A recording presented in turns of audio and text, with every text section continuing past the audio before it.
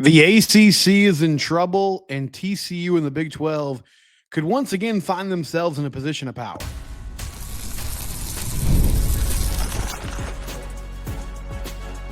You are Locked On Horned Frogs, your daily podcast on the TCU Horned Frogs. Part of the Locked On Podcast Network, your team every day. Locked On Horned Frogs, your team every day. I'm your host, Steven Simcox. I've been covering TCU athletics for the past 12 years. Thank you for making Locked On Horned Frogs your first listen. TCU men's basketball, big opportunity tonight, taking on Baylor. They are still in the mix. Now, they're not really like in the first four out, the next four out, but they are still in the universe of the NCAA tournament, trying to solidify and improve their resume through these last couple of games of the regular season and into the Big 12 tournament. But we start today with some conference realignment news. This has been reported widely across college football circles today, or yesterday, I should say, but it appears an agreement could happen on Tuesday morning. This is from Ross Dellinger and Dan Wetzel of Yahoo Sports. The ACC and its two restless members, Clemson and Florida State, are inching closer to finalizing a settlement that could allow for league schools to buy back years of their media grant rights agreements and allow for deflections from the conference earlier than the current 2036 time frame. A quick summary of what's going on here. Clemson and Florida State started this. They have both sued and filed lawsuits against the ACC. The ACC, a while back, signed a grant of rights deal that locked them into a deal with ESPN until 2036. And at the time, they thought it was a smart thing because it gave them stability. In the ever-changing world of college sports and realignment, it gave them stability. Well, it turned out to be something that worked against them because the ACC schools, specifically the two I mentioned, Florida State and Clemson, looked at the landscape and said, why are we the only ones who can't come back to the negotiating table every few years and get more money? Why are we stuck with this revenue sharing model for a decade plus? And so Florida State sued because they're trying to find a way out of this agreement, and they're trying to find a way out of the ACC, and their lawyers couldn't find a way to do it contractually, so now they're in a lawsuit. Clemson joined that lawsuit. And what do these two schools want? Well, they want power. They want unequal revenue sharing. They want a bigger piece of the pie. And it appears that the ACC is begrudgingly going to bend the knee to these institutions and say, you know what? We don't really want to do this, but we need you to be part of this conference.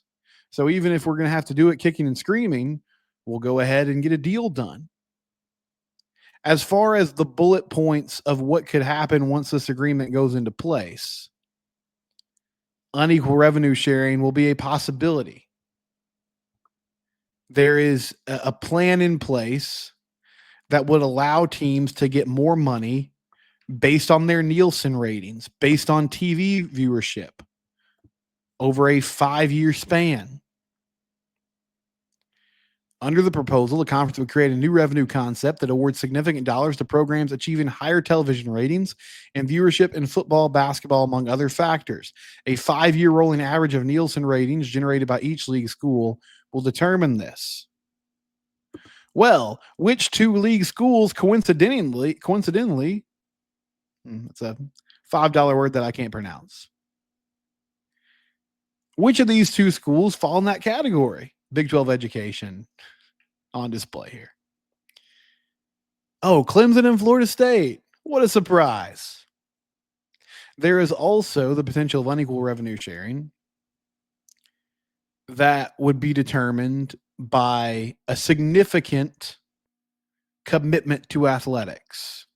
What does that mean? Well, who's spending the most money on these programs would be the ones that benefited the most from the revenue sharing model. Who falls in that category? What do you know? Florida State and Clemson once again. So what does this all mean? Well, the biggest part of this deal is it would also name an exit fee. It would give a number to ACC schools that want to get out of this grant of rights deal and leave the conference potentially.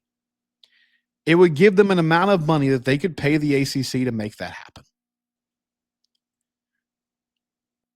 That's a huge deal. Florida State, part of the reason they haven't made a move, along with the legal implications, is because they're struggling a little bit to drum up revenue, whether it's in NIL, whether it's in athletic, facilities donations, or in this case, having enough money to pay an exit fee to leave the conference. So even if it's a significant amount of cash, it would at least give them a benchmark that they could go to their donor base and say, hey, if you guys are truly unhappy with this, if you feel like you are second-class citizens in the world of college football, if you feel like the Big Ten and the SEC are freezing you out, we now have a fundraising goal that we can reach. Clemson can make a similar case to the people who fund their programs. It also means you're going to have a league that is unhappy with each other. There is no way these other ACC institutions, they are probably going to vote yes out of necessity, but there is no way they are happy with how this is playing out, with money being taken out of their pocket because two schools have decided to threaten to leave and the conference can't afford to call their bluff. The Big 12, amazingly, is once again in a position of power. They were in this spot with the Pac-12. Brett Yormark comes on the scene. He's very brash. He's very confident. He goes to Big 12 media days. He says, we're open for business. The Pac-12 scoffs at that, but USC and UCLA decide to leave. I know that was in the works already, but you guys know what I mean. The league can't get a deal together to make the remaining schools happy. And all of a sudden, Brett Yormark was right. The Big 12 was a soft landing place for some schools on the West Coast. If Florida State and Clemson get to essentially a place where they are in college football realignment free agency, obviously their first choice would be the Big Ten or the SEC. But maybe the Big 12 has something to say in that regard. Regardless of how that plays out, if and when those two schools exit, the ACC is suddenly a floundering league. Could the Big 12 add Duke? Could they add NC State, North Carolina? There's a number of leftover teams there that would be super intriguing to add for Brett Yormark and company. And it's just such a huge turnaround and a complete 180. This conference was getting eulogized not that long ago. When Texas and Oklahoma left, everyone was writing goodbye to the Big 12 columns. But they survived. And honestly, I understand where the Big 12 is in the pecking order of college football. I'm not delusional. I know that this could still spell problems for the league because it would only enhance one of the issues we have right now, which is that the SEC and the Big Ten are running the show and everybody else is playing catch up. But one thing that is working in the league's favor right now, since Oklahoma and Texas have left, the Big 12 is more unified than it's ever been, and it's arguably the most unified conference in the nation. Are there rivalries? Yes. Are we wishing success for other schools? No, not particularly. But everybody seems to be pulling the same rope, or rowing the same direction, and understanding that the league has to stick together for the best interest of the schools in it. The Pac-12 leftovers are stoked, with the exception of Utah, because they found a place to land. They found a place where they are still a topic of conversation in the world of college sports. The Big 12 legacy schools are excited because we don't constantly have to do what the ACC is about to do, which is cave and cater to whatever two institutions want it. We no longer have to just do whatever Oklahoma and Texas says in these board meetings, in these strategy meetings. Other people's opinions are starting to matter. And Brett Yormark has somehow found a way to make this league a player again. Bob Bowlesby, nice dude, I'm sure. I remember at Big 12 Media Days, this was a while back, but the radio station I was working at, we had people on site, right? And Bob comes over and he does an interview with one of our shows. And this was before Texas and Oklahoma left. But one of the questions was, the Big 12 had taken some heat over the years. Bob Bowlesby specifically had, how did he respond to that? And he made this joke, but he said this quote of, the rumors of our demise were greatly exaggerated. And it was a funny moment, but it wasn't really true. And even when Bob tried to kind of use that swagger and that bravado, it didn't come off as genuine. I've said this before, but Bob Bowlesby, there's an episode of The Office where Michael Scott reunites with Jim after he goes to another branch. And Jim and his new boss are talking, and they have this inside joke, and they laugh. And Michael says, "Man, I love inside jokes. I hope I get to be a part of one someday." That felt like Bob Bowlesby in the world of college football commissioners. He wasn't respected enough to even get an idea of what the plan was in the world of college sports. Everybody else was setting the agenda, and Bob Bowlesby was constantly playing catch up. That's not the case now. And suddenly, again, it looks like there is an opportunity here for the Big 12 to survive and maybe absorb some other schools and keep on keeping on in the world of college sports.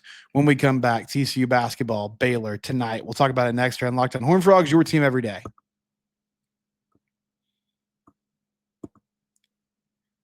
I want to shout out one of our new sponsors, Supply House.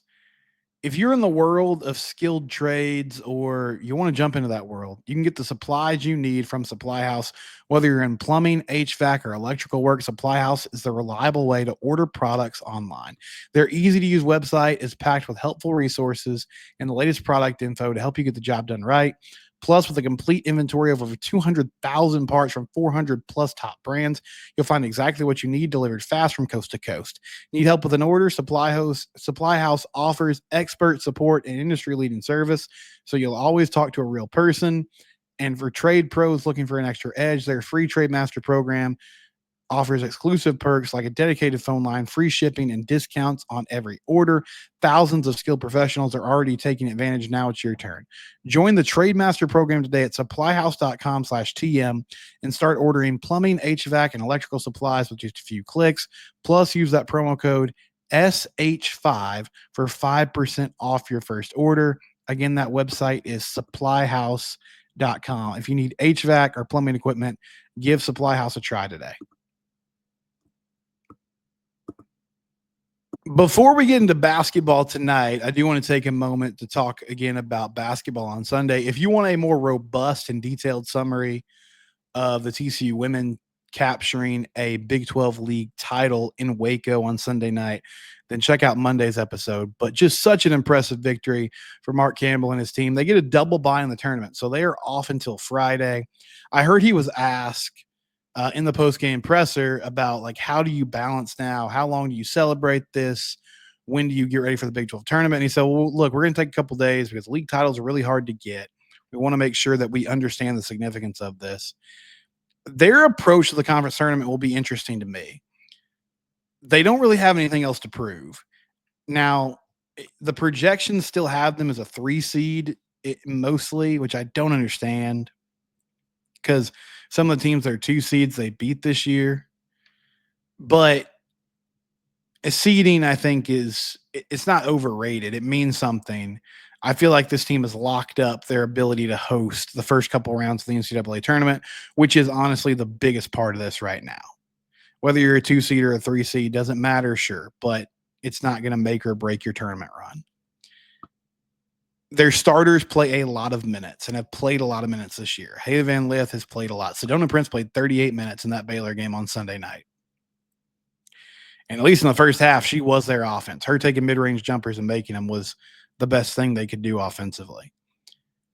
So there's an argument like, can you get your team some rest? Can you have them ready to go over the next few days? But I think once they hit the floor, the competitiveness is going to come out and they're just going to want to win. Plus, too, the way the women's tournament, falls, like you'll get these games in and then you'll still get a week off. Like even if you played in the title game on Sunday, you won't know what your draw is going to be until the next Sunday.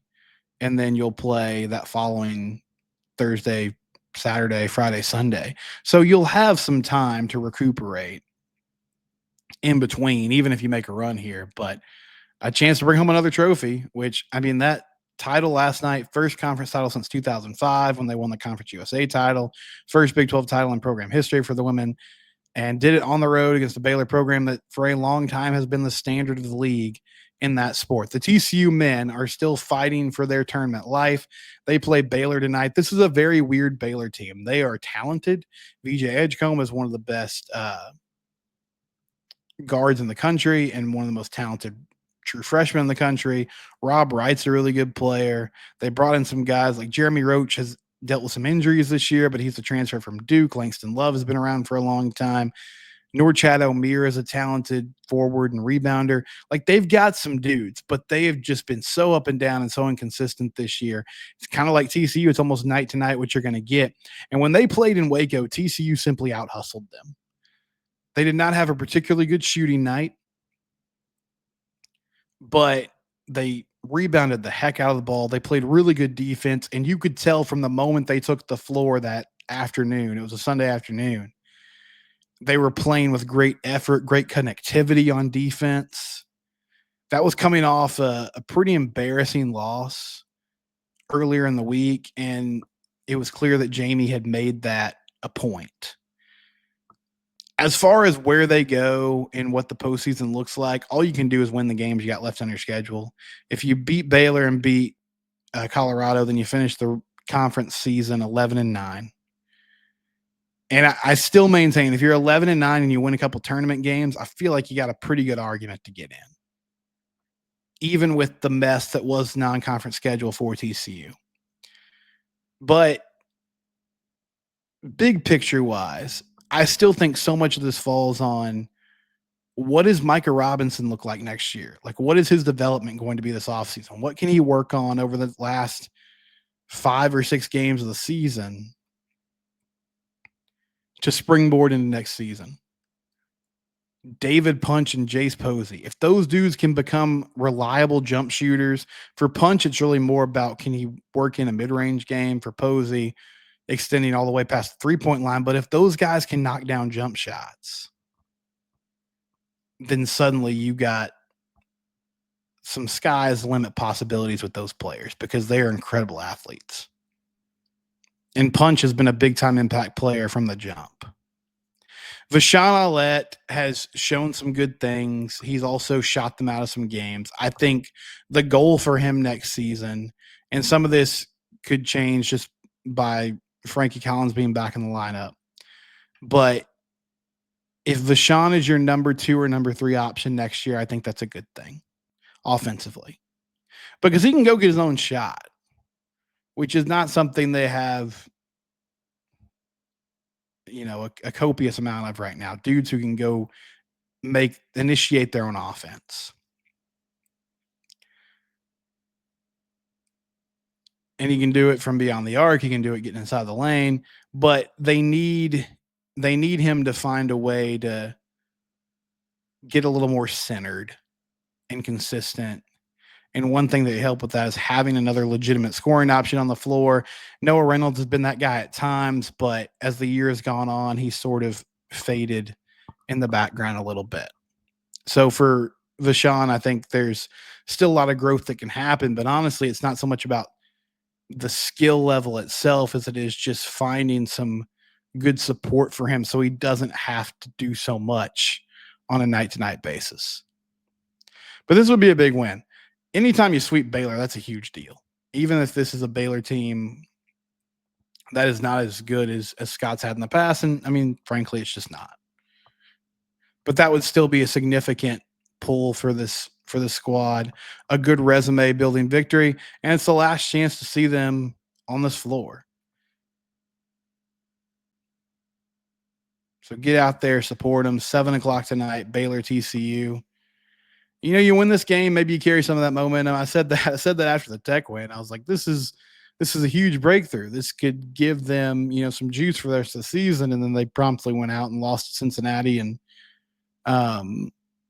West Virginia on the road. But I mean, these are just signs of a young team, right? Like this is a squad that's still figuring things out. And you're going to have those growing pains. Jamie's sort of dealing with it all at once.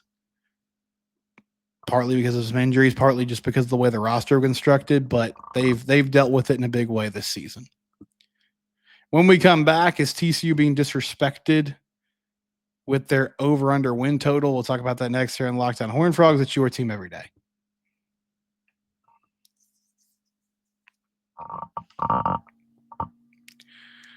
On Monday's show, I discussed the fact that TCU football, their over-under win total right now on FanDuel is 6.5, which I think is utterly disrespectful. And I feel like what it really speaks to is the betting market seems to think that TCU is the same exact team as it was last year, just with a tougher schedule. They don't miss the power brokers in the Big 12 this season, as far as we know. It can always change, right? I said for weeks /offseason, I was like, Utah's the hardest game on this schedule. That's going to be the measuring stick. That's going to prove how good TCU is if they can go on the road and beat a physical, disciplined Utah team. And then when TCU was reeling, coming off a bye week after that horrible loss to Houston, they went into Salt Lake and they won that ball game. Now we know why. Utah was without a quarterback and that derailed their whole season. But still, the point is you just never really know. But on paper right now, it looks like a very difficult schedule. Jacob Langford says, I like your confidence, but next year's road schedule is very tough. We will see. I'm hopeful for 8 to 10 wins. Come on, Jacob. Give me a little more confidence here. Yeah, I mean, I understand your reservations.